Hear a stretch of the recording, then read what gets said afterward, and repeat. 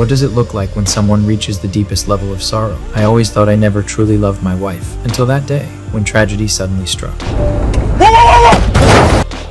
She's gone. My father-in-law broke the terrible news to me, but I didn't cry. I stayed calm.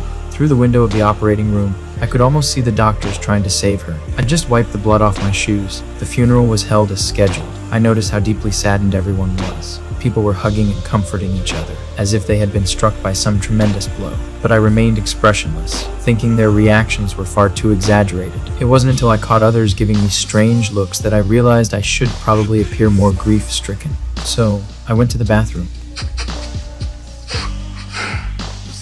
I tried to make myself look like a grieving husband should, but I couldn't do it. I couldn't shed a single tear for my wife. After the funeral, I returned to work.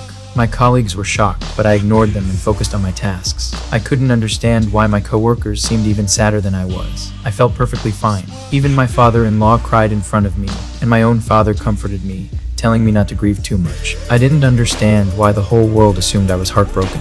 My wife's death to me wasn't something worth grieving over. I even casually made jokes about myself with total strangers.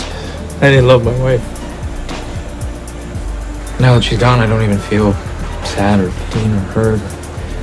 When I got home, I opened the fridge and saw a note my wife had left, reminding me to fix it. Before, I would have ignored it completely, but now I wanted to follow her words. So, I grabbed some tools and started repairing it. But before long, the fridge was completely dismantled. Looking at the mess scattered all over the house, I felt an odd sense of relief. Later, I became obsessed with taking things apart. I dismantled the computer in my office, took down the metal door in the company restroom, and even destroyed the coffee machine my wife had bought. But those small things were no longer enough to satisfy me. So, I put on a suit and went to a construction site, paying them just to let me work as a laborer. I began smashing walls and tearing things down with all my strength. I wasn't sad.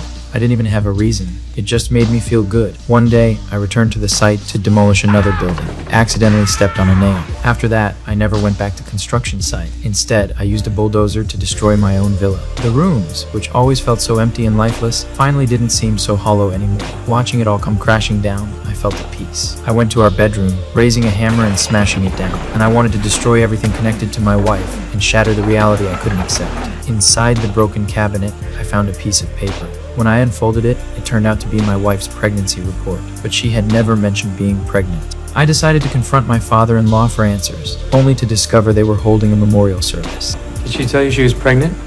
Did you know? Why didn't she tell me?